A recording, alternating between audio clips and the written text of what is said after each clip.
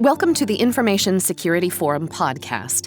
I'm Tavia Gilbert, and in this podcast, we have ISF Managing Director Steve Durbin, who is here to talk to us today about threats to critical infrastructure, Internet as utility. One category of threats the ISF has watched for a long time are threats to infrastructure and critical systems like the banking systems and the electrical grids. In the latest ISF Threat Horizon report, Threat Horizon 2019, disruption of the Internet is a key theme.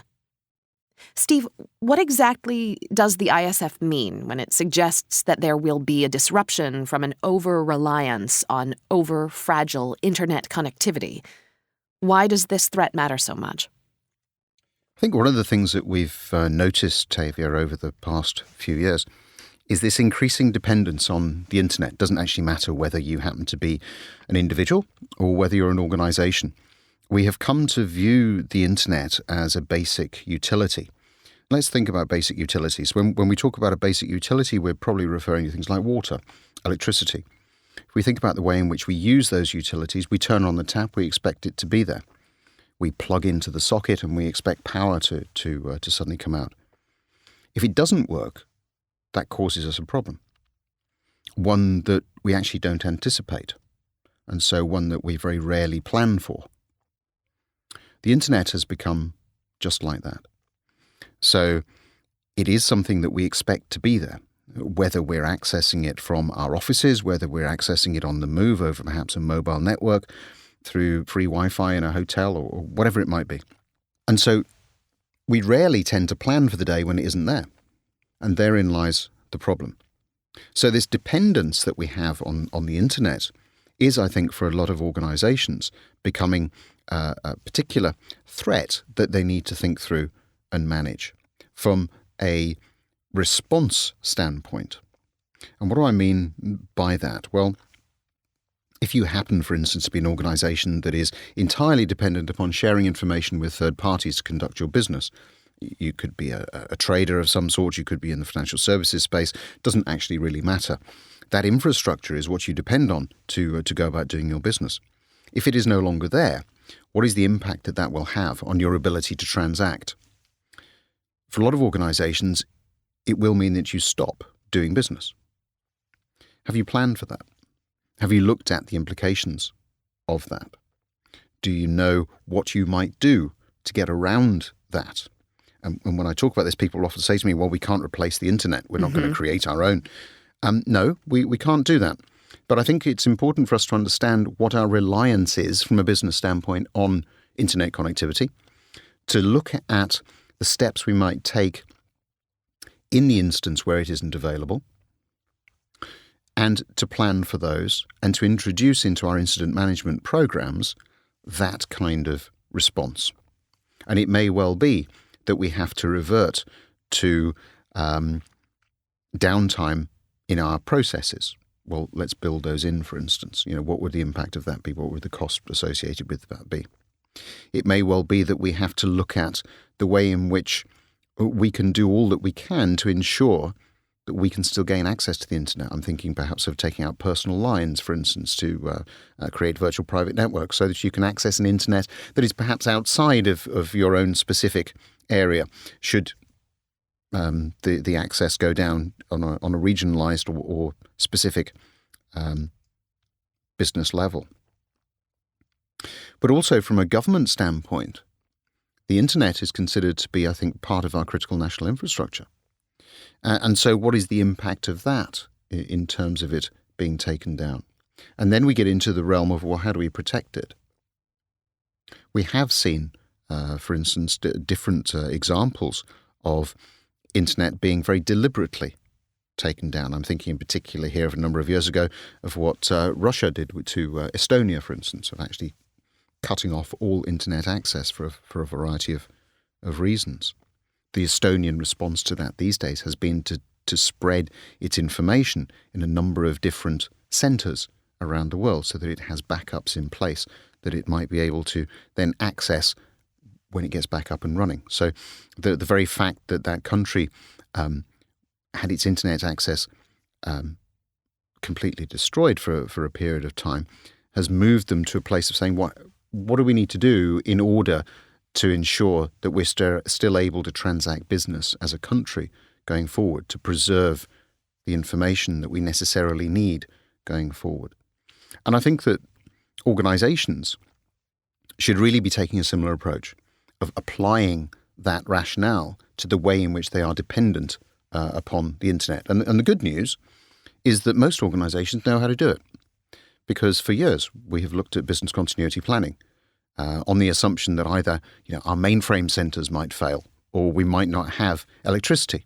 So we would have a separate site, we would have a generator, and these sorts of things. So I think that given the importance of internet to businesses, it's becoming increasingly more important that we include the lack of it in our business continuity and incident management planning. Just the idea of being without the internet makes me not want to think about it. So I'm sure that businesses have that same idea. It's overwhelming, but so vital to have that plan. In talking about those internet networks over which businesses actually run, over which trade and commerce depend, to what extent is their connectivity threatened? I think we have seen, certainly in some of the emerging economies around the world, over the last 12 to 18 months, a number of internet outages that certainly have translated into very real dollar impact. Now, those outages have come about in some instances because of poorly designed technology or simple failures in technology. But I think there is also an emerging concern around what would happen if there was a nation-state threat actor that decided to take out the internet for whatever purpose, and how do we plan for that? So again, I think as with most things related to cybersecurity these days, it does depend on the different elements that we're looking at. So from an organizational standpoint, I think we have to assure ourselves that we're doing as much as we can within our control. When we look at it much more from, say, a critical infrastructure standpoint, then I think there is a role for government to be playing in that as well, in terms of providing input. And inevitably, of course, all of these things place more and more of a burden on law enforcement to really try to track down and anticipate where some of these attacks could potentially be coming. So the importance of intelligence gathering in all of these different areas as well takes on a different perspective, I think, when we get into looking at some of these issues. In terms of the threat to critical infrastructure, what is the alternative? If a company can no longer rely on the internet for its business systems and services, what is to be done? I think for a lot of organizations, the reality is that there's not a lot they can do. And that, I think, is a pretty stark statement. So I think that if we try to look at that from a slightly more positive perspective. Save us. We've just sunk into deep depression here. I think what we do need to be doing, as I've said, is looking at what the impact of that might be. What could we use around that? So, for instance, do we want to have backups that take us back to the age of telex, for instance? Mm-hmm. I can think of some industry sectors that have probably only just emerged from that, and here I am suggesting they might want to go back to it. But I think that it will depend on each individual organisation to assess the importance of that internet access, and really I think to assess the maximum and minimum periods that they can work without it, and explore different ways in which they might be able then to overcome the challenge of a lack of internet access. So maybe we would, for instance, revert to hard copy in terms of USBs and so on for the transferring of information. Let's look at some of that and consider how we might go about doing that.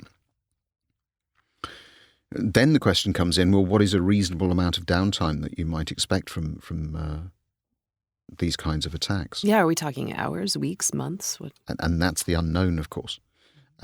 Certainly, if you go back to my standard utility analogy, I think that there are useful comparisons that can be drawn there. What is the maximum downtime that you could expect if you're a hospital to be able to maintain basic coverage if your electricity suddenly goes or your generators fail? It would be very different in that environment, for instance, from, say, somebody who happens to be a retailer. So we get into all of these different elements of, is it a matter of life or death, or is it just a commercial inconvenience? The only people who can answer those questions are the individual organisations themselves. It needs to consider its dependence on internet from a communication standpoint and from a transactional perspective. It needs to assess the risk appetite within the enterprise to understand what risk an organisation is prepared to take. It may well be for some that the sheer cost of trying to work around what we're talking about is prohibitive. And actually, because if they didn't have internet access, it would be equally as damaging for their competitors or other organisations, that it's something that they're willing to accept on that basis. It's something that is probably outside the control of most organisations. So the ability to control in this space is very, very limited. Well, it's interesting to me, too, that I'm hearing not only do business leaders need to be forward-looking and adopt new technologies and be on the leading edge of where our world is going, we also need to stay in touch with old technology that can help us carry through. You're talking about USBs, and the way to be secure is not to forget everything that we've known and learned along the way, and not to let everything go that we've employed along the way, but to keep those elements of more of older technology at hand because they continue to be useful. Yeah, I think there's always a danger, isn't there, to chuck yourself into the latest new piece of technology because of the benefits that it brings, and I think that's fair. You certainly don't want to get left behind in these spaces. But at the same time, I think that increasingly we need to be looking at alternatives. We need to be planning for the day when perhaps the technology isn't working, when perhaps we're not able to transact business in the way that we would normally have done. And then it would make sense perhaps to revert to something that is perhaps a little bit more old-fashioned. Steve, you're full of surprises. I never quite know what to expect when we talk, because that's not where I thought the conversation would go, but I think that's really fascinating and will be of interest to people who are equally surprised. Thanks for elaborating on just how hyper-connected the world is and talking about the extent to which businesses rely on the internet. It sounds like even the temporary loss of the internet infrastructure would bring disruption and chaos to businesses and to individuals. And it's crucial to have the right controls in place and be coordinate on all critical infrastructure programs. For more information on the ISF's Threat Horizon 2019 report, which discusses the disruption of the internet as an emerging threat, please visit securityforum.org.